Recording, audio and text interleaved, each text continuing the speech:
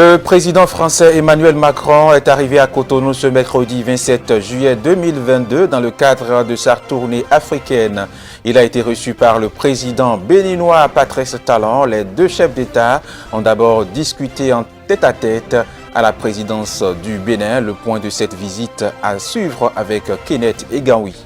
Et la visite du président français Emmanuel Macron au Bénin n'a pas empêché la tenue de la séance hebdomadaire du Conseil des ministres de ce mercredi 27 juillet 2022. Plusieurs décisions ont été prises et la quintessence est à suivre avec le point de presse du porte-parole du gouvernement.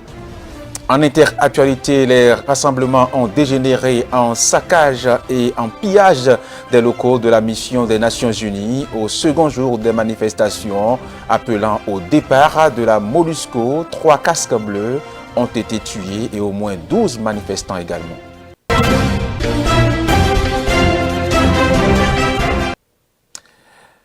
Mesdames, Messieurs, bonjour et bienvenue à cette livraison de l'actualité de l'information sur Speedline Télévision. Démarrons par cette nouvelle brève.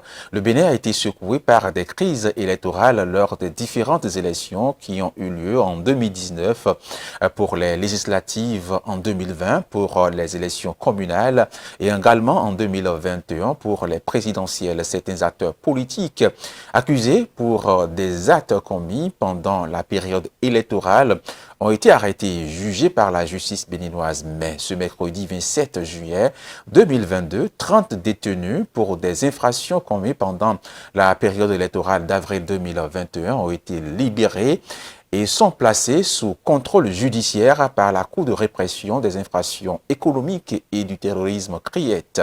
Il faut signaler que parmi ces prisonniers sortis de prison et placé sous contrôle judiciaire, il y a entre autres l'ancien ministre Oudou Ali et l'activiste Nadil Okumassou. Rappelons que le mercredi plutôt 8 juin 2022 et le lundi 13 juin 2022, le président Patrice Talon a rencontré respectivement les anciens présidents de la République du Bénin, Nicéphore Dieudonné Soglo et Boni Yayi, ceci pour discuter de la situation politique du pays et échanger entre autres sur les mécanismes de consolidation de la démocratie.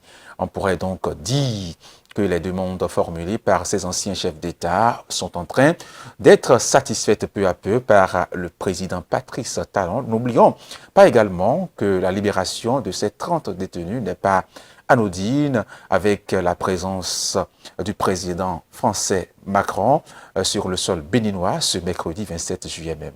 Et ce journal se poursuit. Parlons à présent de la visite du président français Emmanuel Macron au Bénin. Il est arrivé à Cotonou ce mercredi 27 juillet 2022 dans le cadre de sa visite, de sa tournée africaine. L'avion présidentiel français s'est posé sur le sol béninois aux environs de 0h03 ce mercredi matin et c'est une délégation ministérielle conduite par le ministre des Affaires étrangères qui a accueilli Emmanuel Macron à l'aéroport. Le président français a passé la nuit à Novotel avant de dérouler en journée son agenda prévu dans le cadre de cette visite. On fait le point de cette visite d'Emmanuel Macron avec Kenneth Egaoui.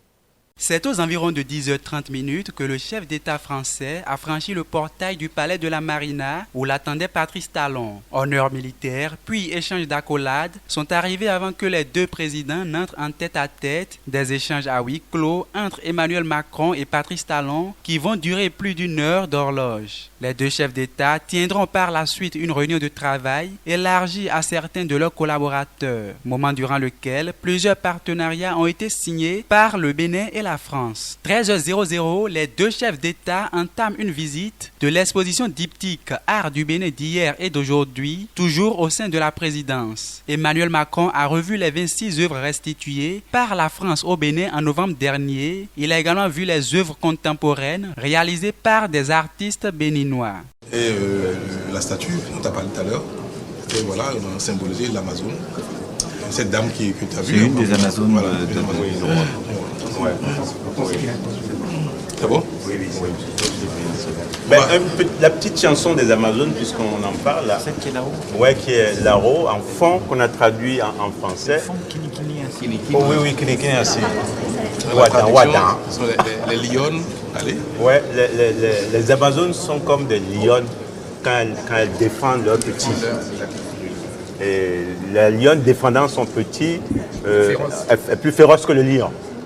Donc, et pour les Amazones, le roi est un peu leur bébé qu'ils défendent comme les lions défendent les lions sont. Kini. Oui. Les hommes sont plus terribles que les lions. Enfin, les lions sont plus terribles que les lions. Et Ouadan. Elles ont des petits à défendre. Et nous, les Amazones, nous avons à défendre le roi, notre Dieu, Kini. Dernière activité à la Marina, dans le cadre de cette visite de travail, c'est la conférence de presse des deux présidents. Patrice Talon et Emmanuel Macron ont abordé, entre autres, les sujets tels que la lutte contre le terrorisme, l'armement et la restitution des œuvres royales béninoises toujours détenues dans les musées français. Ce que nous souhaitons faire maintenant, c'est de pouvoir rendre plus simple le cadre de ces restitutions. Sur la base de cette doctrine, un travail a été demandé à M. Martinez, l'ancien président du Louvre. Il a été rendu et il explicite une série de critères. Et donc nous sommes techniquement, si je puis dire, scientifiquement prêts. Maintenant, la ministre va me soumettre une proposition de texte et il va ensuite cheminer au Parlement français pour pouvoir nous donner ce cadre. En parallèle de cela, je souhaite que nos scientifiques, nos conservateurs puissent continuer le travail. Parce que c'est un travail qui doit se poursuivre et c'est un travail qui ne relève pas d'un arbitraire. Je le dis ici, et c'est très important pour moi. La démocratie était également au cœur de ce point de presse. La presse internationale ne manque pas d'interpeller Patrice Talon sur la question des exilés et détenus politiques. Mais malheureusement, chaque fois que la presse a l'occasion, mais pas la presse seule, la classe politique internationale, parfois ça nous revient dessus. Mais quand est-ce que vous allez les libérer? Comme si les actes n'ont jamais été commis. Parce que malheureusement, souvent, on peut confondre un acte réellement commis par un acteur politique et une accusation politique. Ce qui s'est passé au Bénin, ce ne sont pas des accusations politiques, c'est réel. Mais je consente à chacun de croire ce qu'il veut. Donc, libérer des gens qui ont commis des crimes ne relève pas pour moi de l'ouverture. Ça, je peux vous le dire. Mais c'est bien que même les réformes qui sont en cours tiennent compte d'un environnement favorable, plus apaisé, pour que les uns et les autres ne se sentent pas exclus à cause des réformes. C'est cela que moi j'appelle l'ouverture. Emmanuel Macron a quitté le palais de la Marina en fin d'après-midi pour se rendre à Semen City où il a échangé avec des étudiants. Il a également discuté de projets sportifs avec le ministre des Sports et ses invités tels que Jean-Marc Adjovi-Bokor et Isabelle Yacoubou. Emmanuel Macron quitte Cotonou ce mercredi soir pour se rendre en Guinée-Bissau, la prochaine destination dans le cadre de sa tournée africaine. Les membres du gouvernement du Bénin étaient en Conseil des ministres ce mercredi 27 juillet 2022 sous la présidence du chef de l'État Patrice Talon. Et au terme de cette réunion, plusieurs décisions ont été prises et des nominations également ont été prononcées. Suivons ici un extrait du point de presse du porte-parole du gouvernement, Wilfried Léandre Humbedi. Au chapitre des mesures normatives. Au titre de ces mesures ont été adoptés les décrets portant sur la nomenclature d'activités et de produits au Bénin, fusion par absorption du laboratoire central de contrôle de la sécurité sanitaire des aliments par l'Agence béninoise de sécurité sanitaire des aliments, attribution, organisation et fonctionnement de la Direction générale des douanes, approbation des statuts du Centre national de gestion des réserves de faune ainsi que de l'Agence nationale d'aménagement du territoire, nomination de commissaires aux comptes près les hôpitaux de zone et autres entreprises publiques, nomination des membres du conseil d'administration de l'Office du baccalauréat. Au chapitre des communications, mise en œuvre du programme de vérification de la conformité de divers produits importés ou manufacturés localement. En dépit de l'existence de quelques standards techniques et normes communautaires, il s'observe l'importation de divers produits de qualité relative, voire douteuse. À ce propos, il y a lieu de relever la défaillance des diverses agences nationales en charge du contrôle de la conformité aux normes.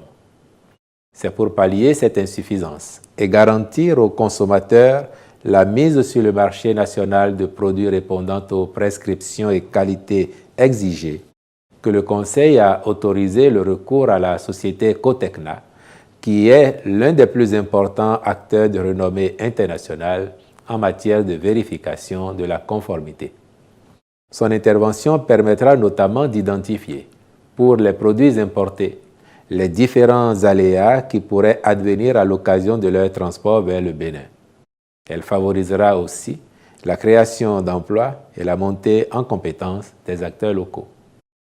Au chapitre des rencontres et manifestations internationales, le Conseil a autorisé l'organisation à Cotonou du 29 juillet au 3 août 2022, à l'occasion des manifestations officielles de la fête nationale, du spectacle de danse urbaine et contemporaine africaine, hommage à Germaine Acogny. L'organisation à Abomey, du 15 au 18 août 2022, de l'atelier de la Commission permanente Ville et Développement durable, de l'Association internationale des maires francophones, ainsi que la participation du Bénin à la 17e rencontre des chefs de services de renseignement et de sécurité des pays membres de l'initiative d'Accra, à Ouagadougou, au Burkina Faso, du 26 au 27 juillet 2022, et au 72e comité régional de l'Organisation mondiale de la santé pour l'Afrique, du 22 au 26 août 2022 à Lomé, au Togo. Et le Bénin accueille depuis ce mardi 26 juillet 2022 la 8e Assemblée générale du réseau des parlementaires africains contre la corruption. Louis Béounou-Vlavonou, président de l'Assemblée nationale, a présidé la cérémonie d'ouverture avec à ses côtés son invité d'honneur, le président de l'Assemblée nationale de la Côte d'Ivoire. Suivons ici le point. La rencontre de Cotonou vise à repenser le réseau des parlementaires africains pour la lutte contre la corruption, pour mieux le repositionner en tant que partenaire privilégié dans la lutte contre le fléau en Afrique, évaluer de manière critique la pertinence de l'efficacité du réseau au cours des 20 dernières années. Le Bénin a pris conscience, depuis quelques années, du tort qui est fait aux générations actuelles et futures pour ce fléau appelé corruption, et la lutte ardue et implacable en vue de son éradication se traduit à travers l'accent d'urgence et la vigueur des mesures tant préventives que répressives déployées à tous les niveaux institutionnels. L'Assemblée nationale, la 8e législature en particulier, à travers divers mécanismes constitutionnels et légaux de contrôle de l'action gouvernementale, veille à jouer une partition résolue et concourt ainsi à l'insémination et la généralisation des bonnes pratiques de transparence qui sont devenues ces dernières années la marque du Bénin. Au cours de cette 8e Assemblée générale biennale, un nouveau conseil d'administration de l'APNAC sera installé avec une vision très claire. La corruption est avec nous, elle se promène avec nous, elle nous accompagne au lit, on se réveille avec la corruption, et elle nous assaillit dans toute notre existence. Elle constitue une menace pour la stabilité des institutions qu'elle rend d'ailleurs inefficaces, une menace pour la sécurité de nos États avec des guerres partout. Elle sape la démocratie, elle annihile le droit de l'homme, elle dérègle les mécanismes de fonctionnement des États et constitue le principal frein à leur développement. En précédant à l'ouverture des travaux, le président Louis Béounou-Vlavonou, président de l'Assemblée nationale du Bénin, a rappelé dans son discours les efforts fournis par le Bénin en matière de lutte contre la corruption, avant d'évoquer à son tour l'épineuse question liée au financement des activités du réseau. La corruption est présente dans tous les États, quel que soit leur niveau de développement social et économique. Mais elle porte un bien plus grand préjudice aux pauvres, dont elle sape les efforts visant à réaliser les objectifs de développement humain en réduisant l'accès aux services sociaux de base Le réseau des parlementaires africains contre la corruption, APNAC, est un réseau qui vise à coordonner, engager et renforcer la capacité des parlementaires africains à combattre la corruption et promouvoir la bonne gouvernance. Dans l'histoire du Dahomey, la guerre des Sarouais fut un tragique événement ayant déchiré les populations du Mono. Elle exposa du 21 juillet 1918 au 29 janvier 1919 les communautés du plateau sarouais aux troupes coloniales françaises. Durant 6 mois de rudes affrontements, ce conflit sanglant s'était donc soldé par la mort de Paul Grange, l'administrateur colonial de l'époque, et de plus de 2000 braves fils de Sarouais. 104 ans après ce triste événement, les descendants des Matis Sarouais se rappellent encore de l'événement. Reportage. Au détour de cette causerie débat, les Sarouais font une immersion au cœur de leur histoire. Les échanges ici ont pour toile de fond la guerre des Sarouais, un conflit qui a éclaté le 21 juillet 1918 suite à un rassemblement convoqué par le Français Paul Grange, l'administrateur colonial de l'époque. Les populations révoltées ont dit qu'il est temps qu'on arrête le kidnapping des jeunes Sarouais qu'on envoyait de force en France pour combattre du côté de la France contre l'Allemagne nazie. Grange était accompagné de près de 50 soldats pour contrôler la situation. Il y avait un policier qui était de la partie, on l'appelle Achille Béraud. Alors pour faire peur aux populations, il tira un coup de fusil en l'air. S'il n'y avait pas eu ce coup de fusil, il n'y aurait pas eu guerre. Les populations sarouaises averties étaient prêtes pour agir. Donc c'est ainsi que le tam-tam rougan commençait déjà par résonner.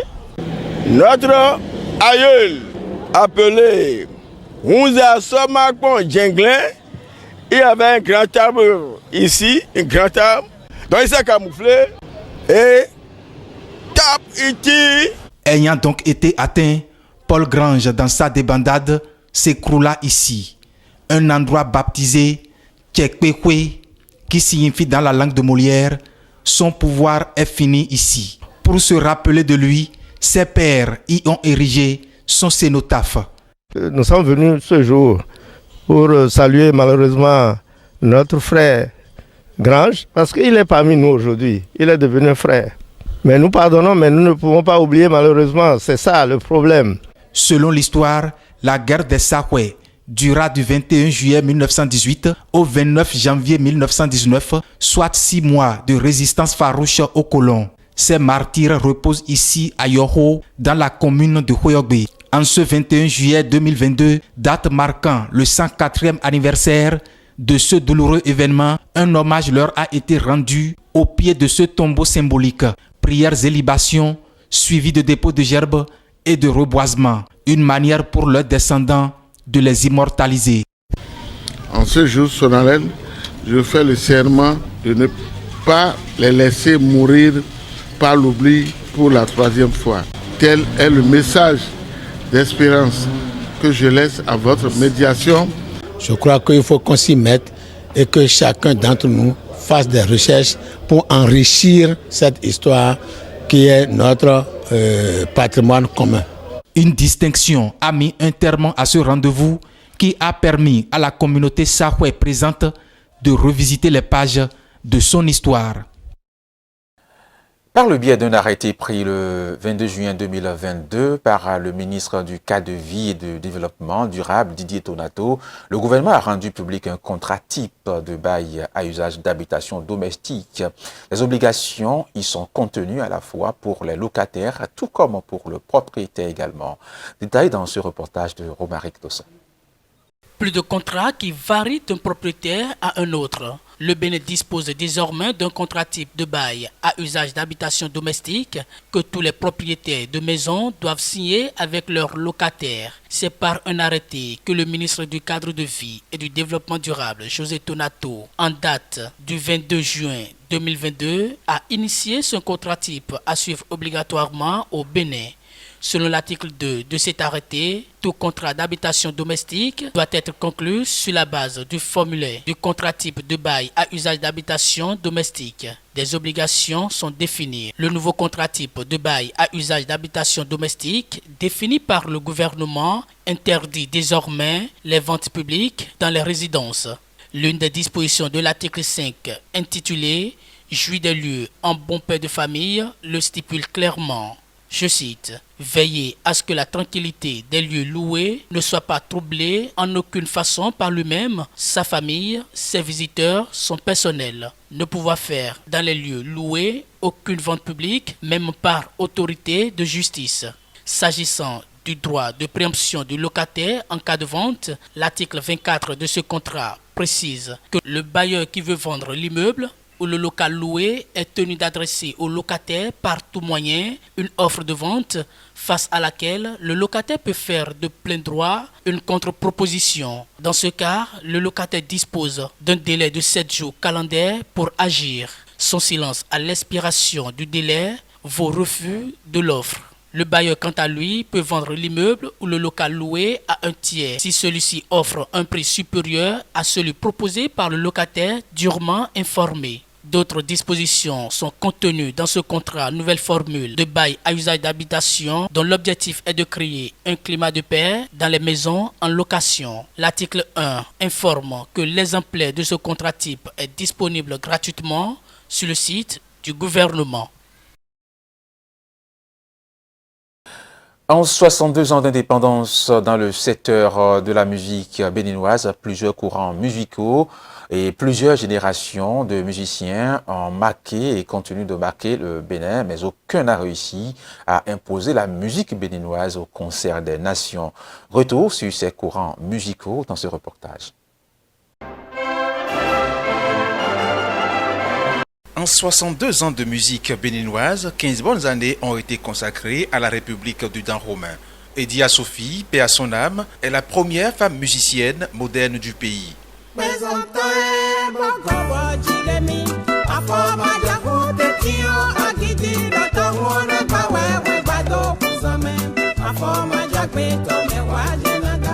Et pour assurer la transition entre l'indépendance et la révolution, il y avait un groupe d'artistes musiciens, le Polyrythmo. Depuis 1963,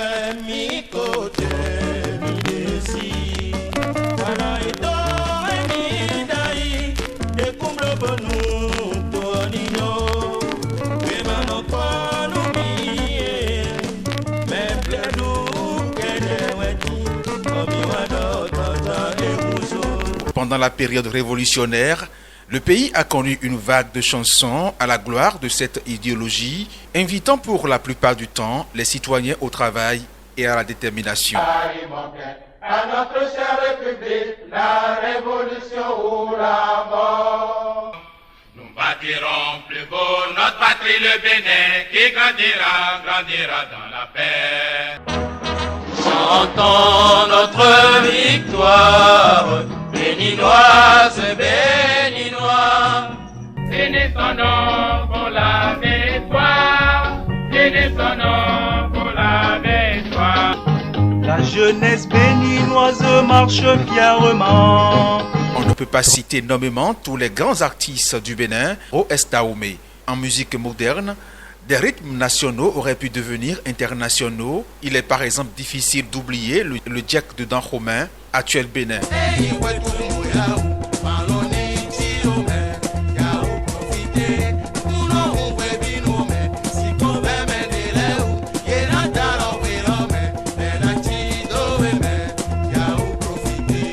Rythme, le Bossa Nova avec J.J. Viquet et le Agbadja moderne avec Jonas Petro.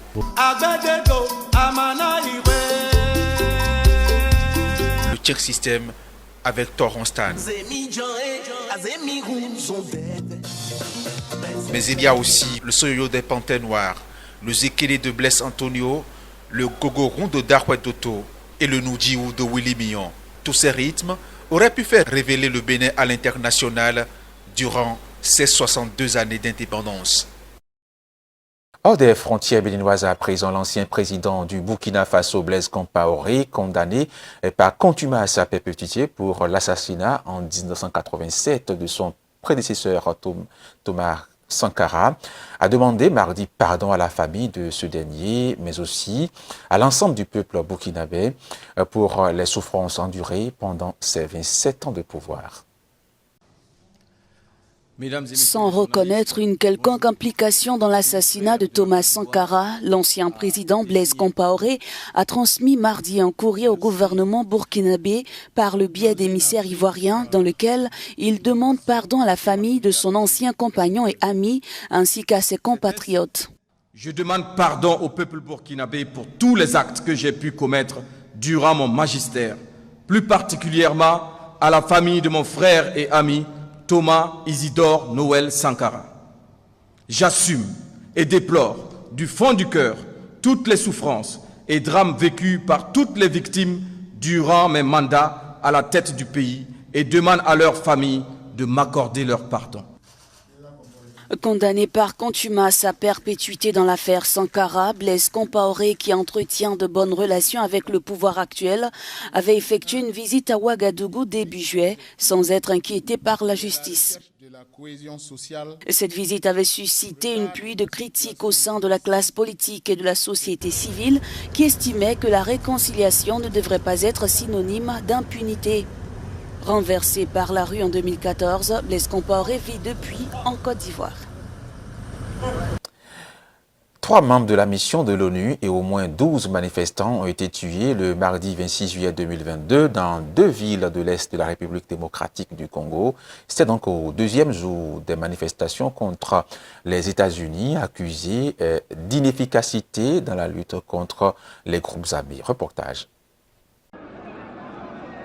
Le bilan s'est alourdi en RDC. Ce mardi, 3 membres de la mission de l'ONU et au moins 12 manifestants ont été tués dans 2 villes de l'Est de la République démocratique du Congo, au 2e jour de manifestation contre la MONUSCO, accusée d'inefficacité dans la lutte contre les groupes armés. Dans l'après-midi, la situation était toujours très tendue à Butembo, un important carrefour commercial où les activités ont été paralysées. Ce qui vient de se passer ici, un casque bleu de la MONUSCO a tué une personne ici dans leur base et il en a blessé une autre. Nous ne voulons plus d'eux ici. Laissez-les rentrer chez eux.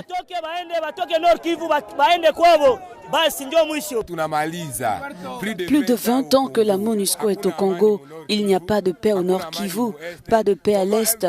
Comment expliquer que le M23 puisse avoir des armes plus puissantes que la MONUSCO ? Mardi matin, des centaines de manifestants avaient envahi les abords de la base logistique de la MONUSCO à Goma et attaqué le camp de transit de la mission situé hors du centre-ville. Nous ne voulons plus de la MONUSCO. Bye bye MONUSCO scandaient des affiches de cette campagne.